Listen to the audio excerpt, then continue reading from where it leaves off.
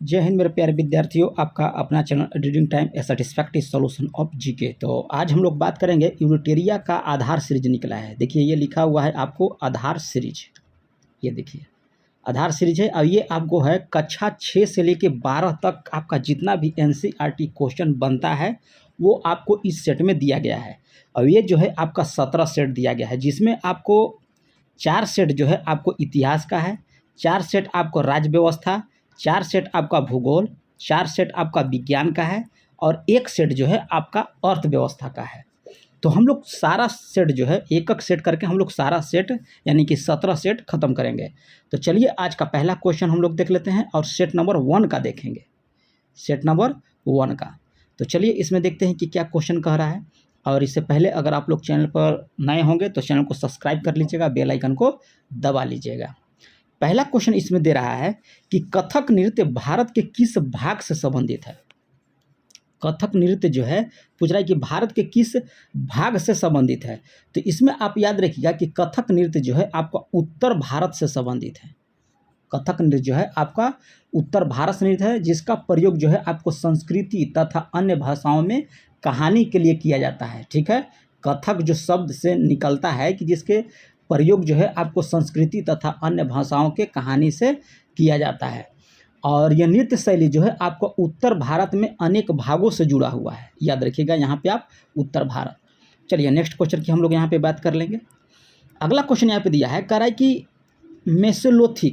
Mesolithic या मध्य पाषाण युग के संबंध में कह रहा है कि निम्नलिखित कथनों पर कह रहा है यहाँ पे विचार कीजिए।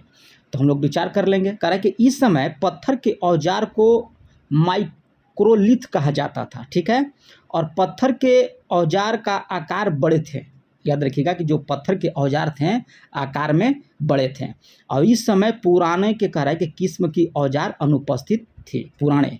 तो यहाँ पे हो जाएगा केवल 1 सही हो जाएगा, क्योंकि आकार जो था पत्थर का छोटा था, बड़ा नहीं था। ठीक है, तो यहाँ पे 2 गलत हो जाएगा आपका, 1 और 3 जो है यहाँ पे राइट है। तो ऑप्शन ए यहाँ पे आपका सही कर लीजिए। चलिए नेक्स्ट क्वेश्चन की हम लोग यहाँ बात कर लेंगे। कह रहा है कि बसोहली शैली किस राज्य से संबंधित है। तो बसोहली शैली जो है ये आपको हिमाचल प्रदेश से संबंधित है। याद रखिएगा हिमाचल प्रदेश। नेक्स्ट क्वेश्चन यहाँ पे दिया है, कह रहा है कि रसमंजरी की रचना किसने की थी। तो रसमंजरी की रचना जो है ये आपको किया गया था भानुदत्त के द्वारा। ऑप्शन सी यहाँ पे राइट हो जाएगा। रसमंजरी के लेखक हो जाएंगे आपको भानुदत्त।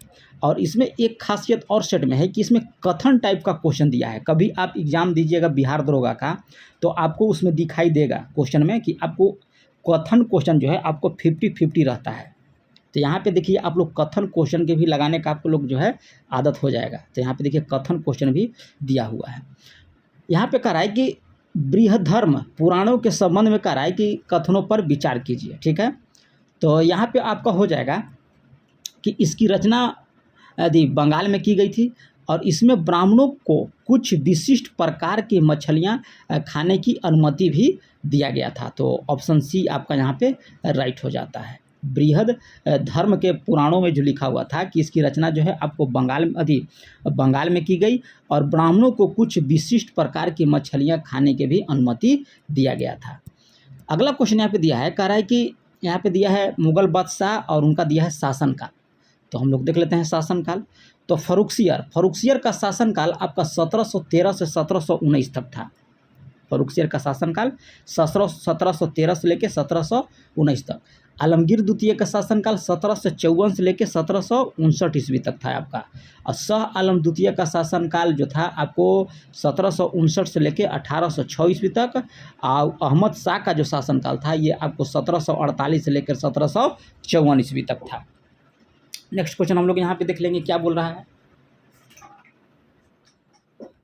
नेक्स्ट क्वेश्चन यहाँ पे दिया है, कह रहा है कि मुगल काल में सवाई राजा जय सिंह किस क्षेत्र के सूबेदारी मिली थी। किसको कह रहा है, तो मुगल काल में एक सवाई राजा जय सिंह जो थे उनको कह रहा है कि किस क्षेत्र की सूबेदारी जो उनको मिला था। तो ये ऑप्शन हो जाएगा मालवा। याद रखिएगा मालवा। 1722 ईस्वी में सवाई राजा जय सिंह को आगरा का सूबेदारी मिली थी। याद रखिएगा डेट अति पूछेगा ईयर कब, तो 1722 ईस्वी में। अगला क्वेश्चन यहाँ पे दिया है, कह रहा है कि नवपाषाण काल के औजारों के संबंध में कह रहा है कि निम्नलिखित कथनों पर विचार कीजिए। नवपाषाण काल, तो हम लोग विचार कर लेंगे नवपाषाण काल के बारे में। तो इसमें आपका हो जाएगा कि औजार जो थे, अब यहाँ पे कह रहा है कि सही सुमेलित को चुनिए। औजार जो पॉलिश किए जाते थे, बिल्कुल राइट है। और इस अवधि में औखल और मूसल का उपयोग जो है अनाज पीसने के लिए किया जाता था। औखल और मूसल का मतलब यहाँ हो जाएगा, अभी जो है आप लोग जांता और ढेंकी कहा जाता था, अभी के डेट में इसको बोला जाता है, और उस समय जो है ओखल और मूसल बोला जाता था। तो ऑप्शन सी आपका यहाँ पे राइट हो जाता है कि कथन 1 और कथन 2 यहाँ पे दोनों आपका राइट दिया गया है। अगला क्वेश्चन यहाँ पे दिया है, अगला कह रहा है कि सिख जत्थों तथा मिसलों की संयुक्त सेना को क्या कहा जाता था। तो ये आपको बोला था दल खालसा, दल खालसा जो है बोला जाता था। नेक्स्ट क्वेश्चन कह रहा है कि सिखों की राखी व्यवस्था के अंतर्गत उपज की कितना प्रतिशत हिस्सा जो है संरक्षण के लिए लिया जाता था। तो आपका 20% हो जाएगा। सिखों की राखी व्यवस्था के अंतर्गत कह रहा है कि उपज का कितना प्रतिशत जो है आपको हिस्सा जो है संरक्षण के लिए लिया जाता था, तो आपको हो जाएगा 20%। नेक्स्ट क्वेश्चन देखिए, यहाँ पे भी कथन का दिया है सवाल। तो यही एक सेट में खासियत है कि आपको कथन से रिलेटेड जो है आपको क्वेश्चन यहाँ पे डाला गया है, ठीक है। तो आप सारा सेट इसको देखिएगा और वीडियो के स्किप मत कीजिएगा। ऋग्वेदी काल के दौरान कह रहा है कि प्रचलित राजनीतिक व्यवस्था के बारे में कह रहा है कि सत्य कथन का आप चयन कीजिए। तो सत्य कथन यहाँ पे दिया है कि राजा के पास लोगों से एकत्र करने की शक्ति थी, ठीक है। तो ये आपका यहाँ पे कथन जो है गलत दिया है। राजा का पुत्र स्वाभाविक रूप से राजा का उत्तराधिकारी होता था, ठीक है। कह रहा है कि कौन सा कथन सत्य कथन को कह रहा है कि चयन कीजिए। तो ये भी आपका यहाँ पे गलत दिया है, क्योंकि राजा का पुत्र जो है स्वाभाविक रूप से राजा का उत्तराधिकारी नहीं होता था, कोई भी और बन सकता था। तो यहाँ पे हो जाएगा कि उपर्युक्त में से कोई नहीं सही है। चलिए अगला क्वेश्चन हम लोग देख लेंगे। कह रहा है कि उत्तर वैदिक काल की सामाजिक स्थिति के बारे में कह रहा है कि निम्नलिखित कथनों पर जो है विचार कीजिए। तो देख लेते हैं। कह रहा है कि महिलाओं और शूद्रों दोनों वेदों का अध्ययन करने के लिए जो है अनुमति नहीं दी गई थी, बिल्कुल राइट कह रहा है। अब वर्ण व्यवस्था के जन्म के आधार पर तय की जाती थी, ये आपका यहाँ पे सही दिया है। तो ऑप्शन सी आपका यहाँ पे राइट हो जाएगा। कथन 1 और कथन 2 दोनों सही है। प्रशस्ति का अर्थ पूछ रहा है कि क्या होता है। तो प्रशस्ति का होता है प्रशंसा। ऑप्शन सी आपका यहाँ पे राइट हो जाता है। 14 नंबर क्वेश्चन का रहा है कि समुद्रगुप्त के नीतियों का वर्णन किसने किया था। तो समुद्रगुप्त का जो नीति था उसका वर्णन जो है आपको हरिश्चंद्र के द्वारा किया गया था। तो ऑप्शन डी आपका यहाँ पे राइट हो जाएगा। हरिश्चंद्र ने कहा है कि प्रयाग प्रशस्ति में दक्षिणा पथ के शासकों की संख्या कितनी बताई है। तो ये आपको था 12, याद रखिएगा कि 12 बताया गया था। हरिसेन ने प्रयाग प्रशस्ति में दक्षिणा पथ के शासकों की संख्या जो है आपको 12 बताया था। तो ऑप्शन बी यहाँ पे आपका राइट हो जाता है। आगे का है कि विक्रम संवत की शुरुआत को किस शासक से जुड़कर देखा जाता है। तो ये आप शासक का नाम याद रखिएगा कि चंद्रगुप्त द्वितीय हो जाएगा। अगला क्वेश्चन देख लेते हैं। कह रहा है कि हर्षवर्धन को नर्मदा नदी के तट पर किसने रोका था। तो ये आपको पुलकेशिन द्वितीय के द्वारा, हर्षवर्धन को कह रहा है कि नर्मदा नदी के तट पर पुलकेशिन द्वितीय के द्वारा जो है उन्हें रोका गया था। 18 नंबर क्वेश्चन यहाँ पे दे रहा है। कह रहा है कि पल्लवों के काल में कह रहा है कि नगरम किसे कहा जाता था। तो पल्लव के काल में नगरम पूछ रहा है। तो व्यापारियों के संगठन को पल्लव के समय जो था उसको एक नाम दिया गया था नगरम। तो ये जो नाम दिया गया था व्यापारियों का जो संगठन होता था उसको जो है नाम दिया गया था नगरम। जनपद का क्या अर्थ है। तो जनपद का अर्थ हो जाएगा कि जन के बसने की जगह, याद रखिएगा। ऑप्शन बी राइट हो जाता है। जनपद का मतलब जन के बसने की जगह। महाजनपदों का कह रहा है कि उद्भव लगभग कितने वर्ष पूर्व हुआ था। तो आप इसमें याद रखिएगा लगभग आपको हो जाएगा 2500 साल से पहले। ऑप्शन बी आपका यहाँ पे राइट हो जाता है। नेक्स्ट क्वेश्चन दिया है कि महाजनपद काल के संबंध में कह रहा है कि निम्नलिखित कथनों पर विचार करें और असत्य कथन को जो है आपको चयन करने के लिए बोल रहा है। तो हल के फाल अब लोहे के बनने लगे, ये राइट है। और धान के पौधे का रोपण जो है प्रारंभ हो गया था, ठीक है। तो यहाँ महाजनपद काल में कह रहा है कि असत्य कथन, तो ना ही 1 और ना ही 2, यानी कि असत्य नहीं है आपका, दोनों यहाँ पे कथन राइट दिया गया है। अगला क्वेश्चन यहाँ पे कह रहा है कि पाणिनि के संबंध में कौन सा कथन निम्नलिखित कथनों पर कह रहा है कि विचार कीजिए और सही विकल्प को जो है चुनने के लिए बोल रहा है। तो कह रहा है कि उन्होंने ने यानी कि पाणिनि के संबंध में कि संस्कृति के लिए व्याकरण तैयार किया था, ठीक है, और उन्हें एक विशेष क्रम में स्वर की रचना की, परंतु व्यंजनों को जो है बाद के काल में अन्य विद्वानों के द्वारा जोड़ा गया था। तो ये यहाँ पे कथन गलत बोल रहा है, केवल 1 आपका यहाँ पे राइट हो जाएगा। चलिए अगला क्वेश्चन देख लेते हैं। करना है कि वज्जी संघ का वर्णन किस पुस्तक में दिया गया है। तो दीर्घ निकाय, याद रखिएगा, दीर्घ निकाय जो हो जाएगा आपको वज्जी संघ का वर्णन जो है किस पुस्तक में है, तो दीर्घ निकाय में दिया गया है। अगला कह रहा है कि पुरी यानी कि उड़ीसा में जगन्नाथ मंदिर का निर्माण जो है किस वंश के शासक ने जो है आपका बनवाया था। तो गंग वंश के शासक, याद रखिएगा, गंग वंश के शासक के द्वारा। अगला क्वेश्चन कह रहा है कि अकबर ने बंगाल का किस वर्ष जीता था। अकबर ने बंगाल को कह रहा है कि किस वर्ष जीता था, तो 1586 ईस्वी में, याद रखिएगा। अगला क्वेश्चन यहाँ पे दिया है कि दक्षिण भारतीय भक्ति संतों के बारे में कह रहा है कि सत्य कथन का चयन कीजिए। तो हम लोग देख लेते हैं सत्य कथन कौन सा हो जाएगा। तो इसमें हो जाएगा कि नैनार शैव संत थे, शैव संत थे, तो ये आपका राइट है। और अलवार जो थे आपको वैष्णव थे।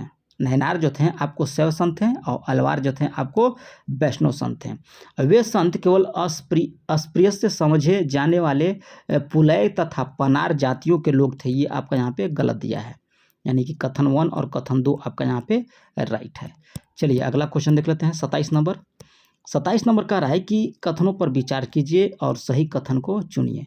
तो फुहार पांडव का बंदरगाह था, ठीक है, ये गलत दिया है।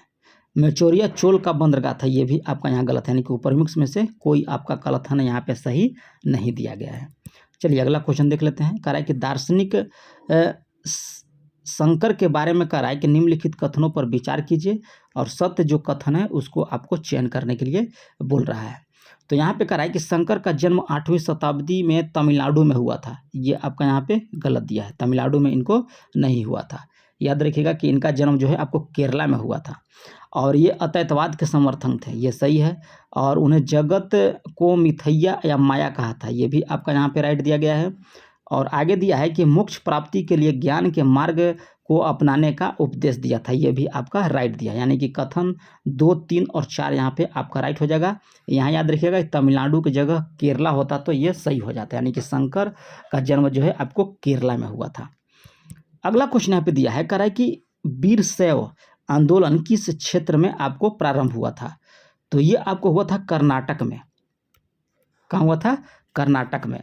महात्मा गांधी का कह रहा है कि प्रिय भजन वैष्णव जन तो तेने कहिए पीर पराई जाने रे, यह किसने लिखा था। तो ये आपको नरसिंह मेहता के द्वारा जो है यह लिखा गया था। ऑप्शन डी आपका यहाँ पे राइट हो जाता है।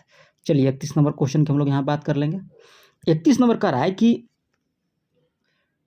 प्रारंभ में नाथ पंथ, ठीक है, भारत के किस क्षेत्र में लोकप्रिय हुए।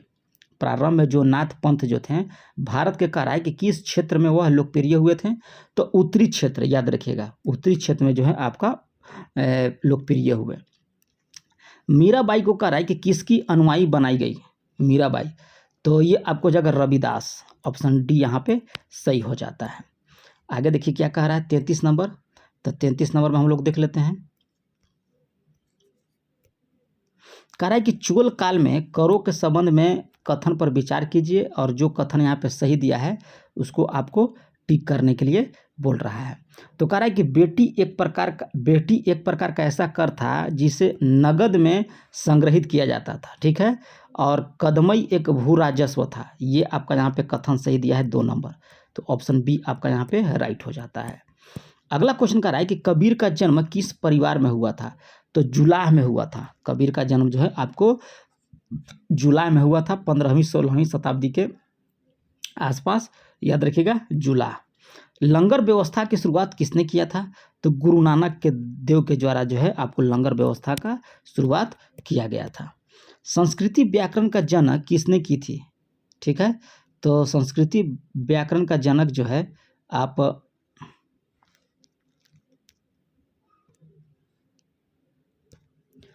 संस्कृति व्याकरण का जनक जो है आपको हो जाएगा पाणिनि, ऑप्शन सी आपका यहाँ पे राइट हो जाएगा। स्वामी महावीर ने अपनी शिक्षा किस भाषा में दिया था? तो भाषा याद रखिएगा कि आपको हो जाएगा प्राकृत भाषा। नेक्स्ट क्वेश्चन यहाँ पे दिया है, कराए कि जैन धर्म के संदर्भ में निम्नलिखित कथनों पर विचार कीजिए और कथन जो यहाँ पे सत्य है कि नहीं उसके बारे में आपको बताना है। तो मुख्यतः व्यापारियों ने कहा है कि जैन धर्म का समर्थन किया था, ठीक है। तो यहाँ पे आपका सही दिया है कि व्यापारियों ने आपका जैन धर्म का समर्थन किया था। साधारणतः किसान वर्ग के लोग जो है जैन धर्म को स्वीकार नहीं किया था, तो ये भी आपका राइट है। सिर्फ जो है आपको मुख्य रूप से व्यापारियों के द्वारा जैन धर्म का समर्थन किया गया था और किसान के द्वारा जो है जैन धर्म का समर्थन जो है अस्वीकार नहीं किया गया था। तो ऑप्शन यहाँ पे सी हो जाएगा, 1 और 2 दोनों यहाँ पे आपका राइट हो जाता है। संघ में रहने वाले बौद्ध भिक्षु के लिए कहा है कि बनाए गए नियमों का संकलन किस ग्रंथ में आपको देखने को मिलेगा? तो ये आपको हो जाएगा विनय पिटक। आगे क्वेश्चन कह रहा है कि निम्नलिखित कथन जो है बौद्ध संघ के संदर्भ में कह रहा है कि सही नहीं दिया गया है। तो इसमें हो जाएगा कि विवाहित स्त्रियों को संघ में प्रवेश के लिए अपने माता पिता से अनुमति की आवश्यकता होती थी। ये आपका यहाँ पे गलत दिया है, कोई अनुमति की जरूरत नहीं थी। ऑप्शन डी आपका यहाँ पे राइट हो जाएगा। चलिए अगला क्वेश्चन देख लेते हैं। 41 नंबर क्वेश्चन कह रहा है कि महायान के संदर्भ में कह रहा है कि निम्नलिखित कथनों पर विचार कीजिए और सत्य कथन को चयन कीजिए। तो यहाँ पे आपको दिया है कि वे बौद्ध धर्म से संबंधित है। कौन? महायान। ये बिल्कुल सही कह रहा है और इन्होंने बौद्ध धर्म की मूर्ति पूजा को भी बढ़ावा दिया था, तो ये भी आपका सत्य है। ऑप्शन सी आपका यहाँ पे राइट हो जाता है। आगे क्वेश्चन कह रहा है कि बौद्धित्व के संदर्भ में कह रहा है कि निम्नलिखित कथनों पर विचार कीजिए। तो बौद्धित्व के संबंध में कह रहा है तो वे ज्ञान की प्राप्ति के पश्चात एकांतवास में साधना करते थे, ये आपका यहाँ पे गलत दिया है, ठीक है। और बौद्धित्व की पूजा काफ़ी लोकप्रिय था, ये आपका सही है। वे भारत के बाहर जापान, चीन, दक्षिण कोरिया में काफ़ी लोकप्रिय हुए थे, ये भी आपका सही, यानी कि 2 और 3 आपका यहाँ पे राइट हो जाएगा। आगे कह रहा है कि भारत की यात्रा पर आए निम्नलिखित चीनी बौद्ध तीर्थ यात्रियों में कह रहा है कि कालानुक्रम जो है आपको सजाना है। तो सबसे पहले आपको आया था फासियान यानी कि फाइयाना, फिर आपका आया था हैंसोंग, तब आपको आया था इत्सोंग। ऑप्शन बी आपका यहाँ पे सही हो जाएगा। चलिए 44 नंबर क्वेश्चन की हम लोग बात कर लेंगे। यहाँ पे कह रहा है कि चंद्रगुप्त मौर्य के दरबार में जो पश्चिम एशिया के यूनानी राजा सेल्यूकस निकेटर का राजदूत था उसका नाम आपसे पूछ रहा है। तो ये आपका नाम हो जाएगा मेगास्थनीज। ऑप्शन डी आपका यहाँ पे राइट हो जाता है। कह रहा है कि निम्नलिखित में से कह रहा है कौन भारत में आए विदेशी आक्रमणकारी का सही क्रम? तो सबसे पहले आपको आए थे हिंद यूनान, उसके बाद आपको आए शक, उसके बाद हिंद पार्थियन, फिर उसके बाद आए थे आपको कुषाण। तो ऑप्शन सी को आप यहाँ पे राइट कर लीजिएगा। आगे क्वेश्चन कर रहा है कि अशोक ने जगह जगह जाकर लोगों को शिक्षा देने के लिए अधिकारियों की नियुक्ति की और इन अधिकारियों को कह रहा है कि निम्नलिखित में से किस नाम से आपको जाना जाता था? तो ये आपको हो जाएगा धम्म महापात्र। ऑप्शन बी यहाँ पे सही हो जाएगा। अशोक के संबंध में कह रहा है कि कथन पर विचार कीजिए और सही कथन को चयन कीजिए, ठीक है। तो हम लोग देख लेते हैं 47 का। तो अशोक एक ऐसा पहला शासक था जिसने अभिलेखों के द्वारा जनता तक अपना संदेश भेजने की कोशिश की थी, ये आपका यहाँ पे राइट है। अशोक ने ज़्यादातर अभिलेख खरोष्टी भाषा में लिखा था, ये गलत है। खरोष्टी, अमरकाइव और ग्रीक तीनों भाषा में लिखा था। अशोक ने अपने एक शिलालेख में कलिंग युद्ध का भी वर्णन किया था, ये भी आपका राइट दिया, यानी कि कथन 1 और कथन 3 यहाँ पे सही है। तो ऑप्शन सी आपका यहाँ पे राइट हो जाता है। कह कि मुगलों की जागीर दिल्ली सुल्तानों में से किसके बराबर है? तो ये आपको याद रखिएगा कि इक्ता। ऑप्शन सी आपका यहाँ पे सही हो जाता है। 14वीं शताब्दी के कह रहा है कि ग्रंथ लीला तिलकम के बारे में कह रहा है कि सत्य कथन का चयन करें, ठीक है। 49 में तो इसमें देख लेते हैं हम लोग। कह रहा है कि केरल के मलयालम में लिखी गई एक ऐसी पहली साहित्य पुस्तक है जो आपको व्याकरण और काव्य से संबंधित है, ये आपका यहाँ पे गलत दिया है, ठीक है। इस पुस्तक की रचना केवल संस्कृत भाषा में की गई थी, ये भी आपका यहाँ पे गलत है। तो उपयुक्त में से आपका कोई नहीं हो जाएगा। चलिए आगे देखिए क्या कह रहा है। कह रहा है कि किन स्थानों पर अशोक के शिलालेख प्राप्त हुए थे? तो किन किन स्थानों पर हुआ था? तो आपका हुआ था गंधार से भी हुआ था, ब्राह्मगिरी से भी प्राप्त हुआ, और उसके बाद जौगढ़ से भी, गिरनार से भी और लुम्बिनी से भी, यानी कि सारे जगह से जो है आपको अशोक का शिलालेख प्राप्त हुआ था। तो ऑप्शन डी आपका यहाँ पे सही हो जाता है। कह रहा है कि अशोक ने धम्म के विचार को प्रसारित करने के लिए अपने राजदूत को निम्नलिखित में से कहाँ भेजा था? तो आपको भेजा था सीरिया, श्रीलंका और मिस्र। ऑप्शन डी आपका यहाँ पे सही हो जाएगा। यानी कि अशोक ने धम्म के विचार के लिए प्रसारित करने के लिए राजदूत को कहाँ भेजा था? तो मिस्र में भेजा था, श्रीलंका में भेजा था और आपको सीरिया में भी भेजा था। तो ऑप्शन डी आपका यहाँ पे सही हो जाता है।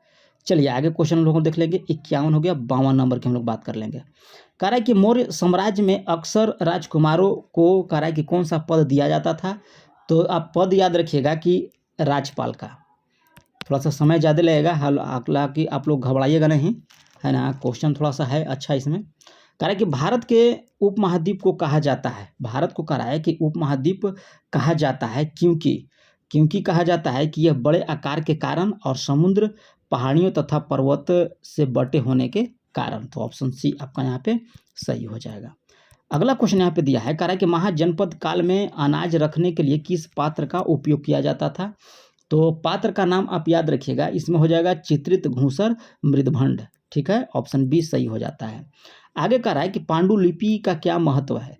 तो पांडुलिपि का महत्व जो है आपको हो जाएगा कि प्राचीन ज्ञान विज्ञान की बातों की चर्चा, राजाओं के जीवन की चर्चा की प्राप्ति, धर्म मान्यताओं के व्यवहारों का चर्चा था, और उसके बाद स्तंभ लेखों के अध्ययन में भी था। तो यहाँ पे ऑप्शन निकल के आ जाएगा आपको ऑप्शन डी। ठीक है, चलिए अगला क्वेश्चन हम लोग यहाँ पे देख लेंगे। कह रहा है कि निम्नलिखित में से कुषाणों की दूसरी राजधानी कहाँ था? तो कुषाण की दूसरी राजधानी आपको था मथुरा। अरिकमेंडू नामक प्राचीन जो कह रहा है कि पतन कहाँ पे स्थित है? तो ये आपको पड़ता है पुडुचेरी में। ऑप्शन डी आपका यहाँ पे राइट हो जाएगा। कह रहा है कि जातक कथाओं का संकलन निम्नलिखित किसके द्वारा किया गया था? तो ये आपको किया गया था बौद्ध के अनुयायियों के द्वारा। जातक कथाओं का संकलन जो है बौद्ध के अनुयायियों के द्वारा। दक्षिण भारत में कह रहा है कि तमिल क्षेत्र में बड़ी भूस्वामी को क्या कहा जाता था? दक्षिण भारत में कह रहा है कि तमिल क्षेत्र में बड़ी भूस्वामियों को कह रहा है कि क्या बोला जाता था? तो बोला जाता था इनको बेलाल। ऑप्शन डी आपका यहाँ पे राइट हो जाता है। अगला क्वेश्चन 60 नंबर दिया है, कह रहा है कि अफगानिस्तान से प्राप्त होने वाले गंधार शिलालेख, ठीक है, कह रहा है कि अफगानिस्तान से प्राप्त गंधार शिलालेख जो है आपका शिलालेख के संबंध में कौन सा कथन यहाँ पे कह रहा है कि विचार कीजिए। ठीक है, अब कह रहा है कि सत्य कथन को चुनिए। ठीक है, तो अभिलेखों पर अशोक का आदेश उत्कीर्ण करवाया गया। ठीक है, अब इस ब्राह्मणी भाषा में लिखा गया, तो ये आपका यहाँ पे गलत दिया गया है। ऑप्शन केवल 1 हो जाएगा, यानी कथन 1 केवल आपका यहाँ पे राइट दिया गया है। आगे कह रहा है कि पुरातात्विक स्रोत के संबंध में कह रहा है कि कौन से चीज़ें जो है आपको शामिल होती है? तो इसमें आपको शामिल हो जाएगा अभिलेख, मिट्टी के बर्तन, जानवरों की हड्डी, धातु, औजार और आभूषण, यानी कि सारा इसमें आपको जो है शामिल होता है। तो यहाँ पे देख लीजिए ऑप्शन किस में है, तो ऑप्शन सी में आपका यहाँ पे दिया है। चलिए आगे देख लेते हैं। कह रहा है कि प्रारंभिक मानव आखेट खाद्य संग्रह के रूप में एक जगह से दूसरी जगह क्यों घूमते थे? तो इसमें आपको पूछ रहा है कि क्यों घूमते थे। तो एक जगह रुकने के कारण वहाँ के फल, वृक्ष तथा जानवरों को खाकर समाप्त कर देते थे। ठीक है, और आगे दिया है कि शिकार ढूंढने के कारण, मवेशियों को चारा ढूंढने के कारण और मौसम बदलने के कारण जो है आपको प्रारंभिक मानव जो थे आपको जो है एक जगह से दूसरी जगह पर जाते थे। तो यहाँ पे देख लीजिए ऑप्शन डी आपका यहाँ पे निकल के सामने आएगा। चलिए आगे क्वेश्चन देख लेते हैं। कह रहा है कि आहत सिक्के के संदर्भ में कह रहा है कि निम्नलिखित कथनों पर विचार कीजिए। तो आहत सिक्के सामान्यतः आयताकार, वर्गाकार और गोलाकार होते थे, ये आपका यहाँ पे गलत दिया गया है। आहत सिक्के को सामान्यतः ढालकर बनाया जाता था, ये आपका यहाँ पे राइट दिया गया है। और ये सिक्के चांदी तांबे के विभिन्न आकृति के होते थे, ये आपका भी गलत है। चांदी तांबे के विभिन्न आकृति के नहीं होते थे। तो केवल यहाँ पे 2 कथन आपका यहाँ पे कह रहा है कि कौन सा गलत दिया गया है। सॉरी, यहाँ पे कह रहा है कि गलत है, तो केवल 2 गलत यहाँ पे दिया है, बाकी 1 और 3 यहाँ पे आपका सही दिया गया है। ऑप्शन बी आपका यहाँ पे सही हो जाता है। कह रहा है कि मथुरा के अभिलेखों में निम्नलिखित में से किनका उल्लेख मिलता है मथुरा के? तो मथुरा के बारे में हम लोग देख लेते हैं। सुनारों का, लोहार और बुनकरों का, टोकरी एवं माल बनाने वाले को, और कह रहा है कि ऊपर में तो सभी, तो यानी कि डी हो जाएगा। चलिए अगला क्वेश्चन देख लेते हैं 65 नंबर। कह रहा है कि समकालीन व्यापार के संदर्भ में कह रहा है कि कौन सा कथन यहाँ पे सही नहीं दिया गया है। तो व्यापारियों के सामानों को ले जाने के लिए केवल समुद्री मार्ग का प्रयोग करते थे, ये आपका यहाँ पे सही हो जाएगा। चलिए अगला क्वेश्चन देख लेते हैं। कह रहा है कि बुद्ध के जीवन बुद्ध चरित्र की रचना निम्नलिखित में से किसने किया था? तो ये किया था आपको अश्वघोष के द्वारा। अगला क्वेश्चन देखिए, यहाँ पे कह रहा है कि बौद्ध धर्म के प्रसार के संदर्भ में कथन पर विचार कीजिए। तो विचार में यही कह रहा है कि बौद्ध धर्म दक्षिण पूर्व की ओर श्रीलंका, म्यांमार, थाईलैंड तथा इंडोनेशिया सहित दक्षिण पूर्व एशिया के अन्य भागों में भी फैलाया था। तो ये आपका यहाँ पे राइट है, ठीक है। और इन क्षेत्रों में कह रहा है कि थेरवाद नामक बौद्ध धर्म का आरंभिक रूप कहीं अधिक प्रचलित था। तो ये भी आपका राइट है, यानी कि उपयुक्त दोनों हो जाएगा। चलिए अगला क्वेश्चन देख लेते हैं। कह रहा है कि प्रायः स्तूप के चारों ओर परिक्रमा करने के लिए एक वृत्ताकार पथ होता है जो कहलाता था। तो ये आपको कहलाता था प्रदक्षिणा। ऑप्शन बी यहाँ पे सही हो जाएगा। प्रारंभिक मानव कारक निम्नलिखित आधार पर पौधों तथा जानवरों का चयन करते थे। तो ये आपको करते थे जिनके बीमार होने की संभावना कम होती है, बड़े दाने और मजबूत डंठल वाले पौधे, ये भी आपका सही है, और अहिंसक जानवर, यानी कि लड़ने वाला जानवर नहीं। तो उपयुक्त सभी हो जाएगा, यानी कि सी नंबर। आगे देखिए कह रहा है कि चोलों का महत्वपूर्ण पतन कौन सा था? तो महत्वपूर्ण पतन हम लोग देख लेंगे चोलों का। तो इसमें आपको हो जाएगा फुहार। फुहार जो था चोलों का महत्वपूर्ण पतन था। आगे क्वेश्चन कह रहा है कि बुर्ज होम में आवास के संबंध में निम्नलिखित कथनों पर विचार करें। तो बुर्ज होम वाले गड्ढे के नीचे घर बनाते थे, ये सही आपका है कि बुर्ज होम के जो लोग थे आपको गड्ढे के नीचे घर बनाते थे, और पुरातत्वविदों के झोपड़ियों के अंदर तथा बाहर दोनों ही स्थानों पर आग जलाने की जगह मिली थी, ये भी आपका सही है। ऑप्शन बी आपका यहाँ पे सी राइट हो जाएगा। आगे देख लेते हैं क्या कह रहा है। अगला क्वेश्चन कह रहा है कि कुषाणों के समय बौद्ध धर्म किस नई शाखा का विकास हुआ था? तो ये आपका याद रखिएगा कि महायान शाखा का विकास हुआ था। किसके समय में? कुषाण के समय में। हड़प्पाई संस्कृति के संबंध में कह रहा है कि सही मिलान करें, ठीक है। तो हम लोग मिलान कर लेंगे 73 का। तो हो जाएगा तांबा। तांबा आपको था राजस्थान से, टीन आपको अफगानिस्तान से, और सोना जो है आपको कर्नाटक से। आगे कह रहा है कि हड़प्पाई सभ्यता के अंत के संबंध में कह रहा है कि इतिहासकारों ने क्या क्या अटकलें लगाई थी। तो अटकलें आप यहाँ पे देख लीजिए। ये लगाया था आपको नदियों को सूखने के कारण, जंगलों के विनाश होने के कारण, और चरागाह मैदान समाप्त होने के कारण, बाढ़ के कारण, और शासकों के नियंत्रण और समाप्त होने के कारण, यानी कि उपयुक्त सभी हो जाएगा, ठीक है। चलिए ऑप्शन यहाँ पे हो जाएगा डी नंबर। आगे क्वेश्चन कर रहा है कि हड़प्पा सभ्यता के अंत होने का क्या परिणाम हुआ? हड़प्पा सभ्यता का जो अंत हुआ उसका परिणाम पूछ रहा है। तथा हड़प्पा नगरों के लोग छोड़ दिए, फिर मुहर लेखन और बांटों का प्रयोग बंद हो गया, कच्चे माल का आयात घट गया, और उसके बाद आपको नए बस्तियों की संख्या बढ़ गई, ठीक है। तो ऑप्शन डी आपका यहाँ पे सही हो जाता है। आगे कह रहा है कि सिल्क रूट पर नियंत्रण रखने वाला शासकों के सबसे प्रसिद्ध शासक का वंश पूछ रहा है। तो ये आपको हो जाएगा कुषाण वंश। कह रहा है कि सिल्क रूट पर नियंत्रण रखने वाला शासकों में सबसे प्रसिद्ध कौन सा वंश था? तो यह आपको था कुषाण वंश। आगे कह रहा है कि अश्वघोष जिसने बौद्ध की जीवनी लिखी किसके दरबारी कवि था? तो ये आपको था कनिष्क का। कह रहा है कि रोमन साम्राज्य में भारत के किस वस्तु की मांग सबसे अधिक थी? तो आपका था काली मिर्च का। ऑप्शन सी सही हो जाता है। आगे यहाँ पे देख लीजिए, कह रहा है कि पुलकेशिन द्वितीय के बारे में कह रहा है कि कौन सा कथन यहाँ पे सत्य नहीं दिया गया है। तो हम लोग देख लेते हैं। गुप्त के खिलाफ लड़ाई में उनकी मृत्यु हो गई थी, ये आपका यहाँ पे असत्य दिया गया है। आगे क्वेश्चन कह रहा है कि जाट राज्य अपने किस राजा के समय जो है शक्तिशाली रूप से उभारा था? तो ये आपको हो जाएगा सूरजमल। कह रहा है कि 16वें वित्त आयोग के चेयरमैन की नियुक्ति किया गया था। तो 16वें वित्त आयोग का नियुक्त जो है अरविंद पलगड़िया को नियुक्त किया गया। आगे कह रहा है कि केंद्र सरकार ने पिछले कुछ वर्षों में राष्ट्र विरोधी गतिविधियों में संलिप्त होने के कारण किन संगठन पर जो है प्रतिबंध लगाया था।